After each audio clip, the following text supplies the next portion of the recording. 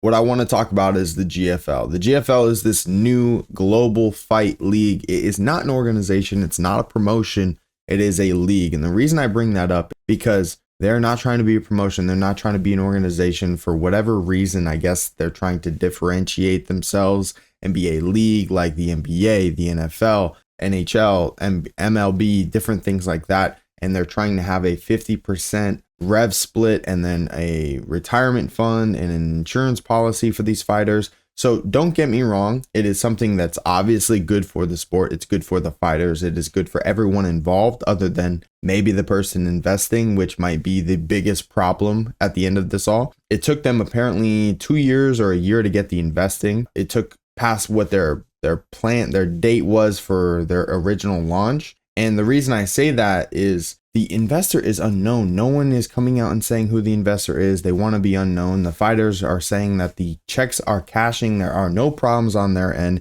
in terms of an Anthony Pettis, a Kevin Lee, which we'll get into the big names here in just a moment. But they are saying that the checks are clearing. There's no problems on the money on the back end. And everything that they're being promised is obviously in high regard and is something that a lot of these fighters obviously want. Whether they're going to be successful or not, I really do not know. I do not want to be the person that's being negative against it. You know, I'm going to try to promote it. I'm going to try to watch it. I'm going to try to keep up with it. Now, if it's not entertaining, it's not entertaining. And I'm sure the masses are going to go ahead and say the same thing. The biggest problem right now is they don't even have a TV rights deal, a streaming rights deal, any sort of platform to even put their fights on for people to watch. They're being very much secretive with these different locations and stadiums and arenas that they're trying to have their first events in, apparently, and it was leaked.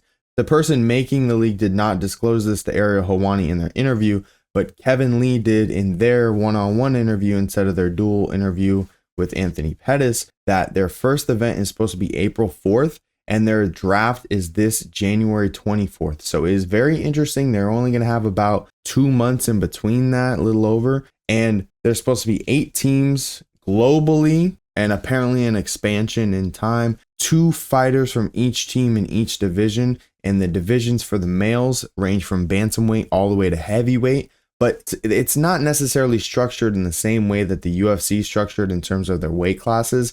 This is structured similar to one championship. So everything is one up. So bantamweight's going to be really 145, which would be what featherweight is in the UFC. You see how that works. And then middleweight's really like 200. It's kind of off numbers, but not in a bad way. It is what it is. Their weight classes, that's how they're going to organize it. And if that's the way that they want to go about it, that's the way they want to go about it. Personally, I'm not the biggest fan, but I also understand I would be more for the push of more weight classes instead of just having to up the number of the weight. It doesn't really make sense because it kind of confuses a lot of fans. You say that this is bantamweight, but they're fighting at 145, and everyone knows that bantamweight's 135, or at least knows from prior experience. So unless you're a fan, you're not really going to be in the know very much. And I think that that's where they might lose a couple people. There's obviously some other parts that they might lose some people too, which we'll get over. It's not just one variable. And again, I'm not trying to be negative. I'm just trying to give you my perspective and what I've been watching and learning and hearing. It is what it is. I hope, and I'm always pushing for more competition,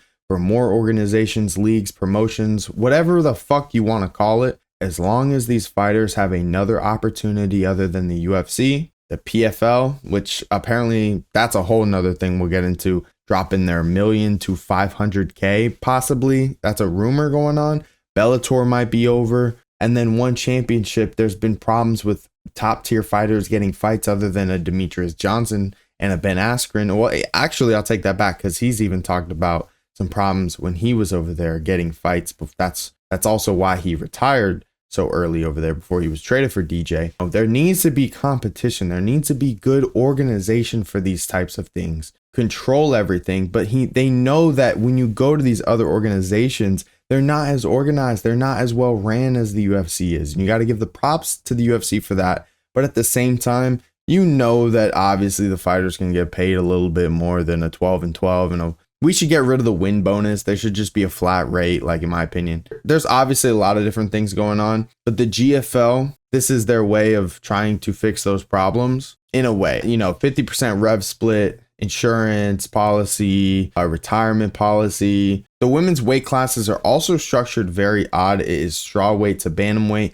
at 120 to 140. So kind of up and lower. Like, I don't know. They're kind of just trying to meet at the 10s. They're doing their own spin on things, which is how they want to do it. But I'm just letting you know, as a fan to any casual, that is going to confuse a lot of people. People are going to be like, well, I thought, and when I watch the UFC, they're going to ask a lot of questions. And I don't know if it's going to be good questions. It might be like, what am I watching type of questions. Cain Velasquez also dropped some news on the GFL that apparently he's supposed to be a team manager for Team Dubai.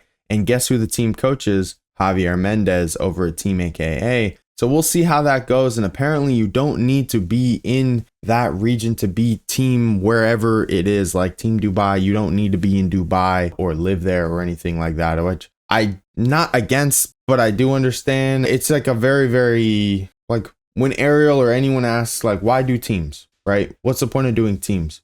Fighting is very individualized. So when you do this team structure and then you don't even follow it with that, or none of the things are tied to the actual team's location. So then what's the point of Team Dubai, other than maybe a sponsorship and you're promoting an area? It's a little weird to me, which again, I'm such a diehard fan. I'm going to watch it. I'm going to like really support the fuck out of it. Like I've watched Bellator, I've watched PFL, I've watched One Championship.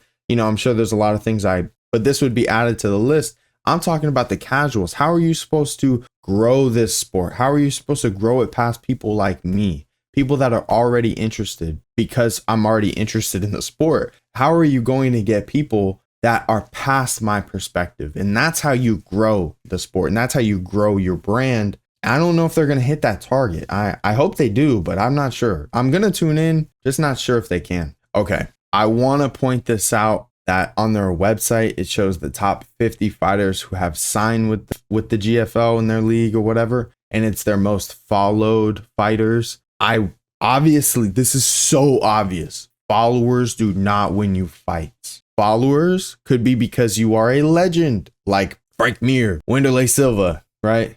A lot of older fighters in this list of heavyweights or around that. It's kind of odd, like there's some fighters that are older, but not as old as them, like an Alexander Gustafsson or a Thiago Santos. And that kind of makes more sense. But when you get into the Frank Mir, where he can barely use an arm, apparently, or some of these fighters were, they were in on the UFC's lawsuit for brain damage. I can't do XYZ, but then you want to go fight for this league. It's a little weird. It is. I also understand that sometimes when you're in that position, that's all that's all you can do. You might as well go do it and, do whatever you can to go cut a check. I understand both sides. I'm not going to dog them. I'm not going to look down on any of them. It is a little odd that they would even allow them to sign, or whatever commission is going to allow them to fight is very interesting to me too. We'll see how things play out, and we'll see how all of that is done.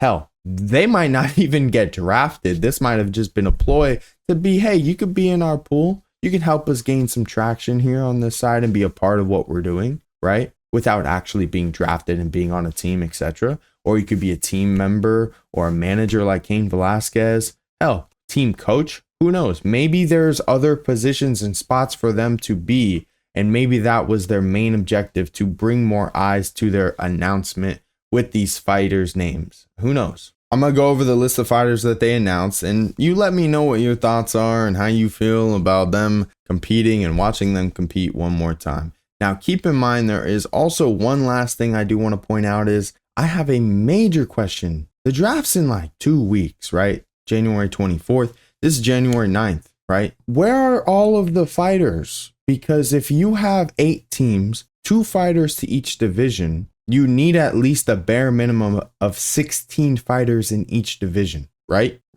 They have like 14 heavyweights. I'll go through the number. It's very odd, and we'll see how this pans out. I need to see more. They have to be signing more people in this talent pool, correct? I'd be surprised. So this was their most followed fighters, right? Just on social media. I just want to point that out, who have signed with the GFL. We got Tyron Woodley, Fabricio Werdum, Anthony Pettis, Alexi Olenek, Junior Dos Santos, Hector Lombard, Luke Rockhold, Abubakar Nurmagomedov, the Dagestani gangster, Wanderlei Silva, Alex Gus, Thiago Santos, Andrei Orlovsky, Lucas Martins, Gabriel Souza, Galindo, Kevin Lee, Frank Mir, Bai Nagayan, Amir Khan, Alakusev. I know I'm probably pronouncing some of these fucking horribly. Charles Rosa, Alan Bletcher, Alir Latifi, Jeremy Stevens, Marlon Marias, Benson Henderson, Gegard Mousasi. I mean, there's some of these I've never even heard of in my life. Then you got Greg Hardy, who's going to get knocked out every fucking chance. Phil Hawes, Rebelos de Spain, who I had said who's probably going to be a top pick after his Karate Combat KO, probably about like last week or 2 weeks ago or whatever it was. Now I'm skipping over a couple because I don't know all of them. I'm not going to go through every single one of them. I think that this dude, didn't he fight Sean O'Malley? And Sean O'Malley called him Soccer Mom? Andre Sockham? I think so. Jimmy Rivera, Phil Lindsay Outlaw, Phil Brooks, Andre Harrison.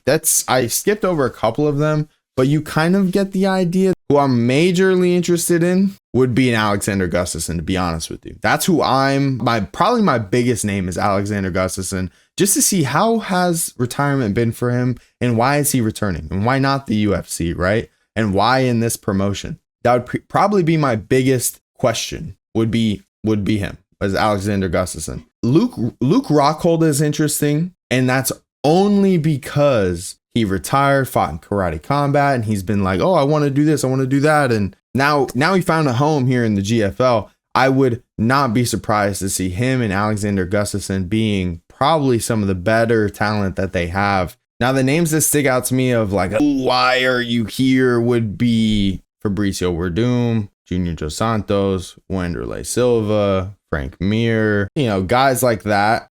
Hector Lombard, I guess. But even when you look at like an Andrei Arlovsky, at least he was in the UFC. He was still competing. Obviously, the main factor that I'm talking about is age. It's a young man's game. It's very difficult to compete at that high of a level when you've gone through so many injuries. You've been knocked out so many times.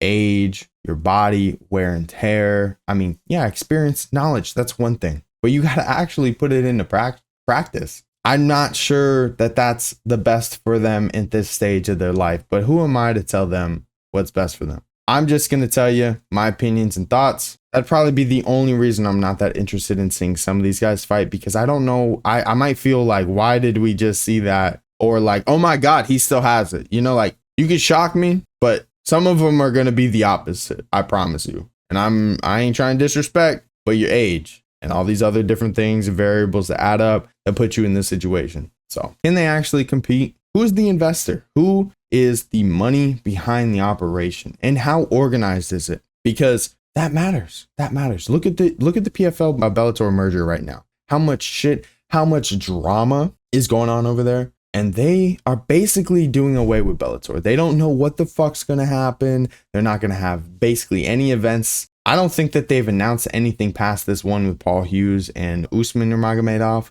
Who, I mean, he tested positive apparently a couple of fights ago, but he still got the belt and he's defending it. So whatever, is what it is. Hopefully Paul Hughes gets it done. Obviously, this is the biggest point. Organization, competition, growing your brand, and growing the sport. Can you grow your brand but not do it in the way the PFL did, where obviously they're almost like the redheaded stepchild, and not a lot of people give them credit or even like to watch their fights, even though, don't get me wrong, what's fucking hilarious is their best product apparently is PFL Europe, or everything that the USA audience cannot see. So makes no sense to me either. GFL, just do right by yourselves. Get the audience involved in terms of being able to actually see your fights, whether they have to pay a small fee, whether they see it for free, whether they have to pay a pay-per-view or whatever the case is. Get on a platform. Get on a way that we can actually see your product, because when it comes to the PFL, it's an absolute joke. Or some of these other smaller streaming services, or problems with some of these other promotions. Get on some sort of streaming service. Get on something. Even streaming on fucking YouTube. But at least make it available for people to watch. That's the only way you can actually compete is if people can see the product. That's like the number one fucking problem with some of these other promotions is the UFC knows how to promote. They know how to put their product out there. The PFL, they fumble every fucking opportunity that they can. I mean, I don't know how or what or why, but they do. Don't be a PFL. Blaze your own lane, please. Apparently, okay, forgot to add this. Apparently, Kevin Lee also made a note that Tony Ferguson and him could have a rematch in the GFL possibly. So I'm assuming that they're in talks with him. They have to be in talks with him and a lot of other people. They only have X amount of fighters on their list of fighters in each division, and it's all under the number that they actually need for the minimum of their league. So that's where I'm like, what the fuck's going on? Your draft's in 2 weeks. There's 8 teams apparently globally and 2 fighters each division. And if you're going from bantamweight, 145 at bantamweight, all the way up to heavyweight, okay? Now, I don't know if these fighters are listed based on where they're going to fight on the in the GFL or where they used to fight and everyone's going to be moved up. If that's the case, I don't know about these numbers, okay? These numbers might be off. But they have 11 bantamweights listed on their list of fighters. You need 16 bare minimum. 2 times 8 is 16. Okay, obviously. They have 11 listed as bantamweight. They have 11 featherweights listed. They have 15 heavyweights. Okay. Still, 3 out of 3, all under the number that they need. They have 8 light heavyweights. That is half of what they need. They have 24 lightweights. So that's 8 more than what they are actually in need of. Okay. And I'm very much hoping some of these are all moving up. Someone has to be moving up, I guess. I don't know. But even with people moving up, some other people are, it's still going to be out of numbers. Like, I don't understand this. There must be a list of fighters that they are not showing. Like, there has to be some fighters that they're not showing. They only have 12 middleweights. They have 14 welterweights. They've only had one division that is over 16 fighters. And if they're opening 8 teams and 2 fighters in each team, there's a problem here. There is a problem here. There's 14 women's bantamweights. So remember, that's at 140 instead of 145 or 135. Sorry. They have 6 women's featherweights, 10 more you need to hit these numbers. They only have 9 women's flyweights. Okay. Keep in mind, 7 more to hit these numbers that you need. Women's straw weights, they have 17. So they only hit the number on their list of fighters, okay, on 2 divisions. Women's straw weight and men's lightweight. I don't know what they're going to do. I don't know how updated this side is. It says that the last fighter that was signed here was on January 3rd. Okay. That is the most up-to-date knowledge. Now that is a little over, or just actually, that's 6 days, just under a week. Okay. So we'll see if this gets updated. We'll see how it goes, but they only have 2 weeks until their draft, and they are low on every single division except for 1 in each gender, male and female. Okay. I don't know what the fuck they're going to do. I have no idea what they're going to do. They have to be signing a lot of people because this roster is not enough for 8 teams, 2 fighters in each division, and a free agency. They should have done like 6 fighters or 6 teams or something. I don't know. It's a lot of questions. Let me know what you think down below.